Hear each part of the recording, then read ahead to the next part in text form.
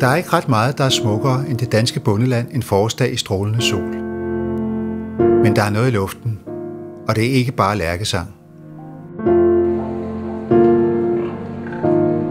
Lugten af gylden fra de millioner af svin, der hvert år produceres i Danmark, kan let komme til at ødelægge forårsstemningen.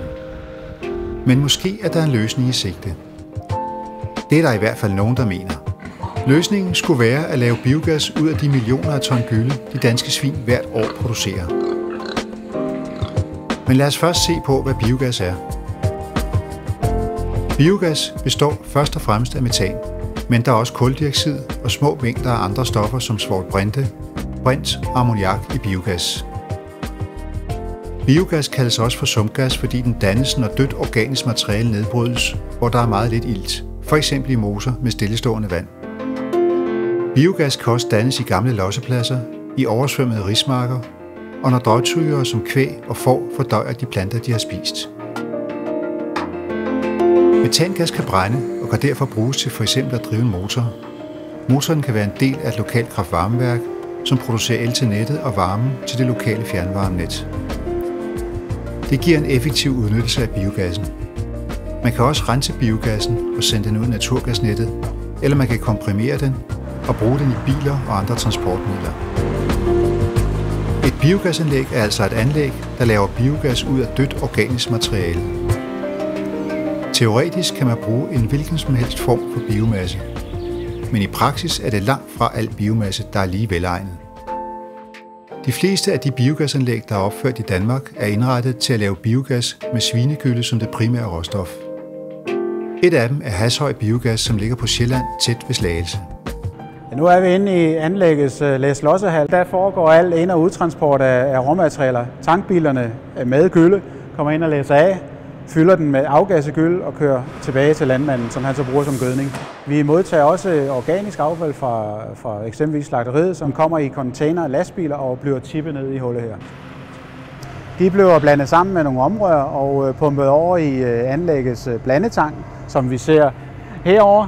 Og så bliver det pumpet ind i en af de 3 tanke, der er bag mig, hvor det står ved 70 grader en time. Det, der foregår, det er, at vi dræber salmonella, streptokokker og andre sygdomskim. Når biomassen er blevet pasteuriseret, jamen, så er den klar til at bruge som føde til processen. Det går som føde ind til vores 2 reaktorer, vi kan se bag mig. Og inden det miljø, vi har derinde, det er nogle bakterier bestående af nogle metanbakterier i sidste trin, som populært sagt spiser det organiske materiale, og så prutter de og giver metangas. Når gassen kommer ud af reaktorerne, så bliver den svovlrenset, så vi har en ren gas, som bliver sendt på lager i ballonerne bag ved mig. Ballonerne kan vi opbevare gassen i cirka en dagsproduktion, inden den så sendes til kraft-varmeværket til energiproduktionen, kraft-varmeproduktionen. Umiddelbart er det altså forholdsvis ukompliceret at producere biogas. Men der kan være mange problemer forbundet med processen. Problemer, der oftest er forbundet med de råstoffer, som man bruger som grundlag for biogasproduktionen. Svinegylde er et af de mest anvendte råstoffer, først og fremmest fordi der er masser af den.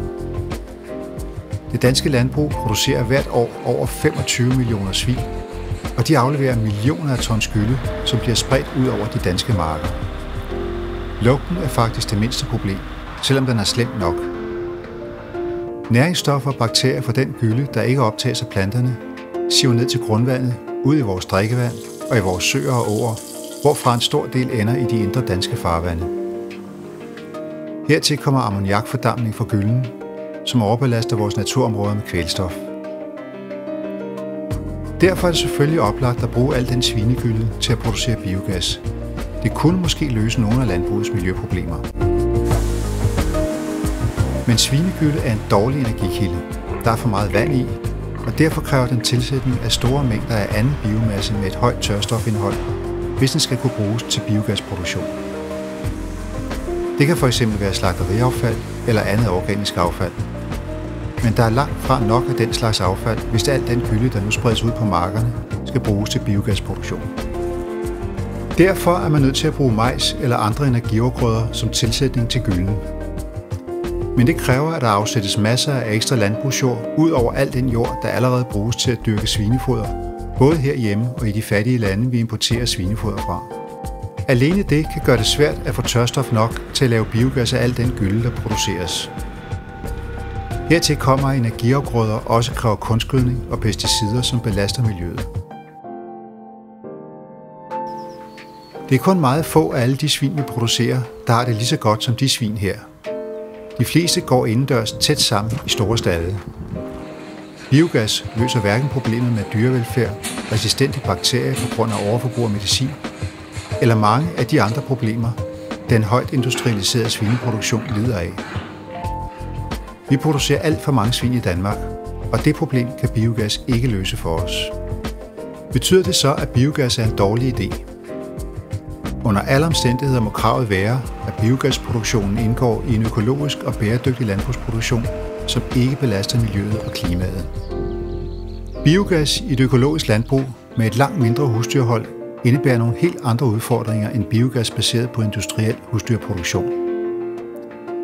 Det hidtil eneste økologiske biogasanlæg i Danmark ligger i Bording og er ejet af Bjarne Willer Hansen, der som foregangsmand på området både har oplevet de positive effekter af økologisk biogas, men også de fleste af de udfordringer og problemer, som økologisk biogas indebærer.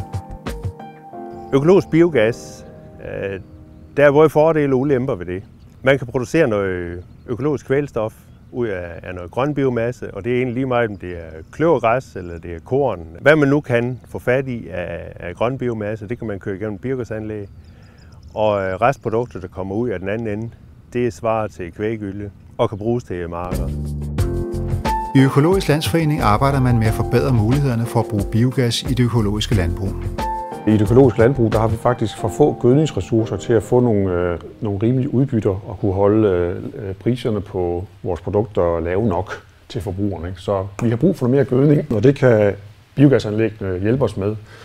Så det er simpelthen vores formål med, at de ressourcer, der er på ejendommen i form af husdyrgødning, dybstrøelse, efterafgrøder, grøngødning, alle de der biomasser, de bliver til en gødning, vi kan bruge til afgrøderne. Der har man i Tyskland erfaring for op til 30% større udbytter i markerne, både kartofler og korn, hvis det er, at man har et biogasanlæg til at effektivisere det kredsløb, der er på gården. Og vi får også nogle miljøfordele, fordi når vi får mere nitrat ind i planterne som gødning, så er der mindre, der kan udvaskes. Vi får meget mindre CO2-udledning, fordi alt det metan, der er i husdyrgødningen, bliver lavet om til energi i biogasanlægget. Vi kan også være heldige at få mindre ammoniaktab, fordi at, det er nemmere at styre gylde, der har været igennem biogasanlæg, og få det ned i jorden. Og endelig så kan vi supplere det husdyrgødning, der er, og som der ikke er så meget energi, men det kan vi supplere med nogle meget energitætte biomasser, altså vores grøngødning og efterafgrøder, der er jo rigtig meget tørstof, og de næringsstoffer bliver så til fødevareprodukter op på markerne. De biomasser, vi er interesseret i, det er ikke nogen, der konkurrerer med fødevareproduktion, når vi laver energi på den her måde. Men der er også problemer ved økologisk biogasproduktion. Der findes stort set ikke nogen anlæg, der kan håndtere sådan noget sej biomasse, som plantemasse det er. Det er svært at nedbryde, det er svært at findele, det er svært at holde blandet op i noget flydende. Det vil ligge ovenpå som flydelag, og så bliver det inaktivt, og du kan ikke holde temperatur i det. Det er svært at røre ned. Der er enorm strømforbrug på at holde det omrørt. Og tankene er i det tilfælde her alt for store. Betyder det så, at vi helt skal droppe at satse på økologisk biogas? I Danmark der er vi mest vant til at arbejde med gylde, men der findes teknologier både i Tyskland og Sverige, hvor man laver biogas med nogle andre systemer, og dem tror vi på, at det er dem, økologerne skal bruge. Og så kan de godt realisere de her potentialer, der er ved økologisk biogas. Det ser altså ud som om, at det vil være en gevinst for miljøet at omlægge til økologisk landbrug og samtidig bruge bioforgasning til at øge produktiviteten. Men skal vi overhovedet bruge bioforgasning i landbruget? Det er ikke alle, der mener, at det er en god idé. Vi har kvalitetsmålinger, der viser, at planter, som bliver gødet med biogasgylde, har en anden og ringere kvalitet, sådan rent ernæringsmæssigt, end noget, der er gødet med staldgødning eller med kompost. Biogasgylden, det ligner mere en kunstgødning. Det er ikke det, som vi mener er det rigtige for planterne. Vi mener, det er væsentligt vigtigere, at man gøder hele jorden. Og det gør man med en mere kompleks gødning, med husdyrgødning, med planterester, og endnu bedre, hvis man får det igennem en komposteringsproces. Det kan vi se giver en mere levende jord, der kommer mere dynamik i jorden, der kommer bedre husholdning energihusholdning i jorden, og der kommer også en større grad af humusopbygning, altså muldopbygning, og det er rigtig vigtigt for fremtiden. Så vi tager det meget bogstaveligt, den gamle læresætning, at man ikke skal gøde planterne, man skal gøde jorden, og vi får bidrag til, at planterne får et bedre miljø og hente deres næringsstoffer i, ud fra hvad de har behov for. Der er meget lang vej fra dagens industrielle og miljøfremmede husdyrproduktion til de tanker, der ligger bag de biodynamiske landbrugsmetoder. Umiddelbart ser det ud som om, at jo mere kvalitet vi vil have i vores landbrug og vores fødevareproduktion, jo mindre plads bliver der til en stor biogasproduktion. Men der er endnu en uudnyttet biogasressource. Det er de mange 100.000 tons organisk husholdningsaffald, som i de fleste tilfælde bliver brændt på affaldsforbrændingsanlæg rundt omkring i Danmark. Langt det meste af det affald vil med fordel kunne udnyttes til biogasproduktion, eventuelt sammen med andre former for organisk affald. Spørgsmålet er altså ikke så meget, om vi mangler biomasseressourcer til at producere biogas af.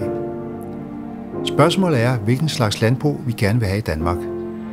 Vil vi fortsætte med det voldsomt miljøbelastende og højt industrialiserede landbrug, vi har i dag? Eller skal fremtidens landbrug være et miljøvenligt landbrug, som leverer fødevarer af høj kvalitet?